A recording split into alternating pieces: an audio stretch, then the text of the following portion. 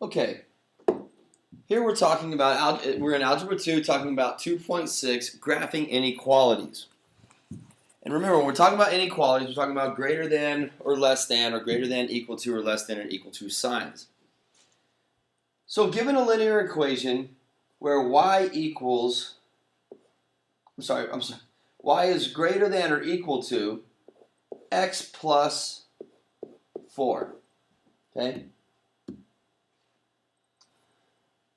So y is greater than or equal to x plus 4. So how do we graph the slope and then find out all the terms that might fit into that inequality? Because with an inequality, you have more than one. You're talking about greater than or equal to, so all numbers larger than or equal to, or if it was less than, you say all numbers that are less than or equal to. Well, there's a couple parts to this problem. The first part is determining your x and y intercepts. The second part of this problem is determining the slope of your line. And the third part of the problem is going to be determining which side of the line do you shade in. In other words, which portion of the graph gets shaded. So we have to look at that into 3 steps. So the first step that we're going to look at is determining our x and y intercepts. We want to determine x and y intercept.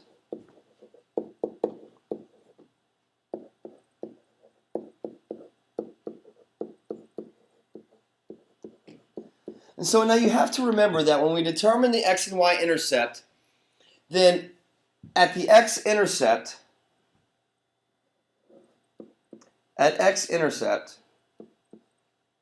okay, y is always going to equal 0. And at the y-intercept, x is going to always equal 0. So these are known values. We know that we are always going to plug these values in accordingly.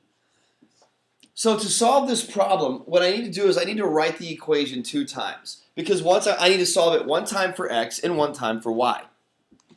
And then when I get those values, I'll be able to go to step 2, which is going to be determining the slope of my line.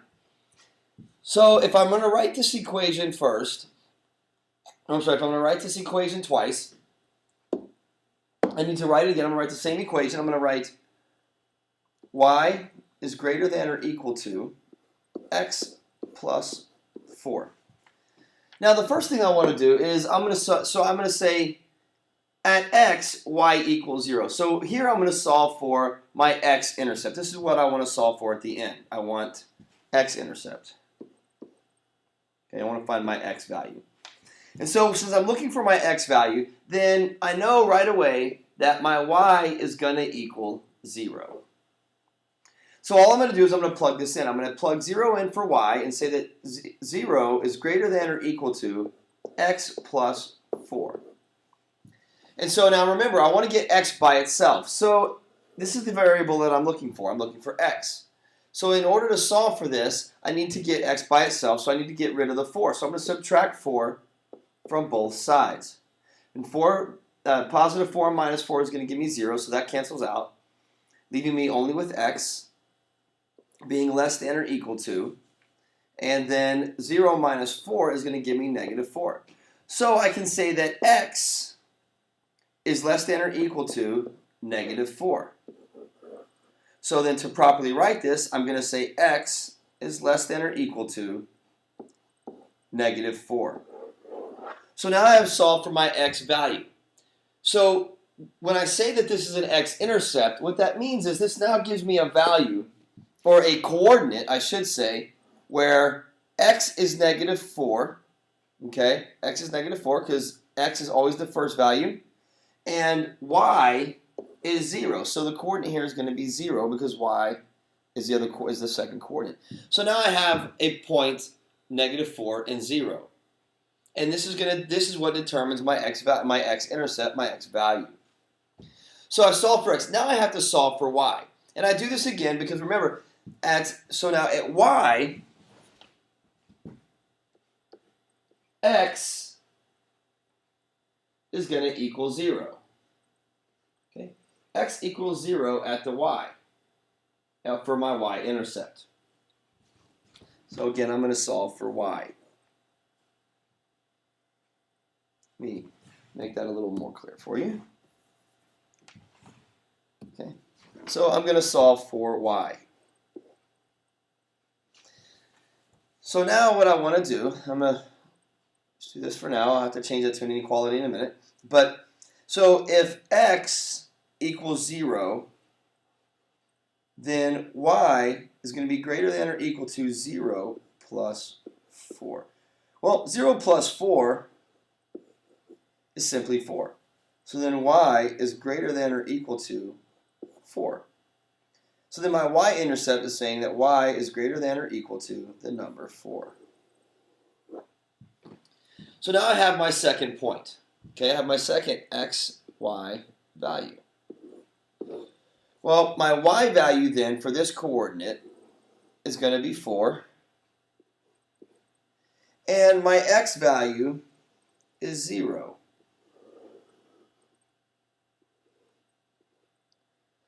So then my second point becomes 0, 4, right? Where my first coordinate is x and my second coordinate is y.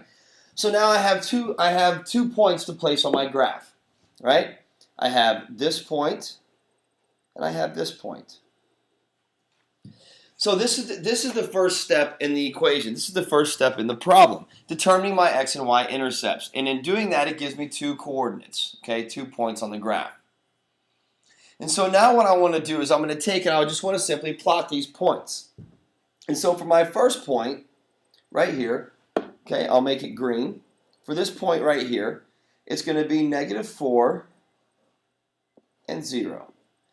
So I look over here and -4 on my x-axis, 1, 2, 3, 4, okay? So my point right there is going to be 4.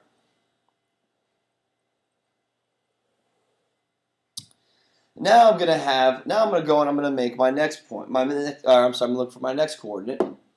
And my next coordinate, we'll make this one red, is 0, 4.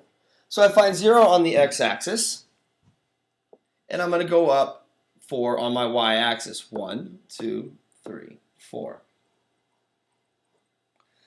So now I've plotted these 4 points. Or I'm sorry, these 2 points.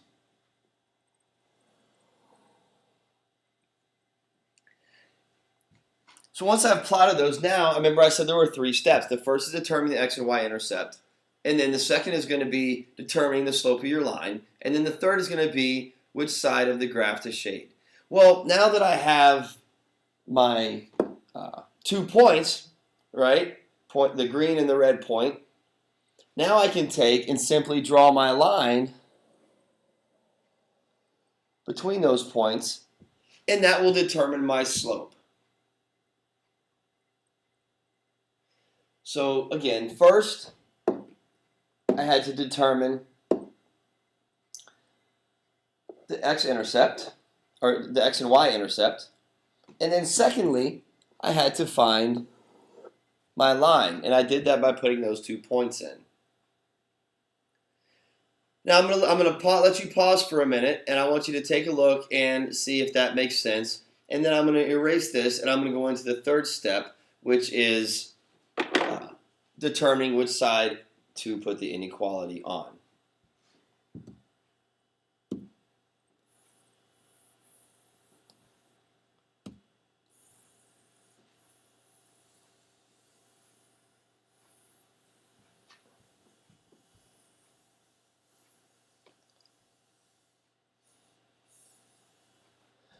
Okay, so if you had a chance to look at that, now I'm ready to determine which portion of my graph do I end up shading in.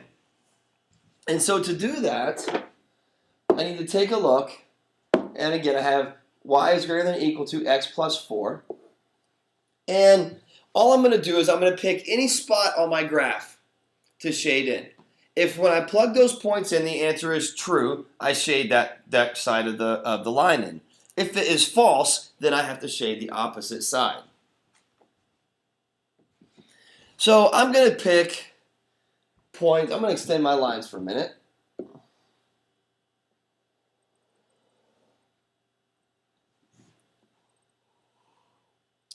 And I'm going to pick just a random point, anywhere I want to pick. So I'm just going to, it can be anywhere. I can pick anywhere I want. So I'm going to say, I'm going to pick the spot right here. Okay? There's no real rhyme or reason. That's just the spot that I decided to pick because that's what I chose. So if I put a dot just right here on the graph, just because that looks like a happy spot to me, I'm going to write down what those coordinates are. And so those coordinates, if I go over, I'm going to go 1, 2, 3. So I'm -3 on the x-axis and 1, 2, 3 on the y. Okay. So again, just for no reason other than that I just like this spot right here. I decided to pick that point, and that point is 3, 3. Where this is my x and this is my y because x is always listed first. So what I want to do now is I'm just going to simply take and I'm going to plug these numbers, my x values, into x and my y value into y. And when that happens, I will now say, okay, 3, because y is 3, is greater than or equal to -3, okay, because this -3 is my x value, plus 4. So then I'm going to say, okay, well, is 3 greater than or equal to -3 plus 4? Well, -3 plus 4 is 1. So once again, I asked the question, is 3 greater than or equal to 1? That is true. 3 is greater than or equal to 1. So therefore, since this was the spot that I picked, and it was true, I will now I can go and shade in my line, or I'm sorry, my graph. So everything on this side of the graph would be shaded. I would shade this portion of my graph. Now, one thing that's important for me to tell you, and I'm going to go ahead and change this now, is that since it says equal to, okay, I have to have a solid line.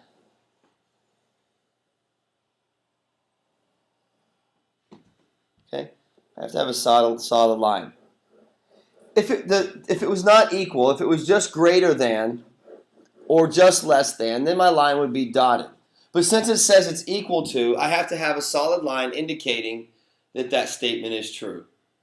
And so that's how you graph an inequality if you're only dealing with one equation. And I want you to notice that there is one line because I only have one equation. And this is important for the next lesson that we'll be going into. Each line has its own equation.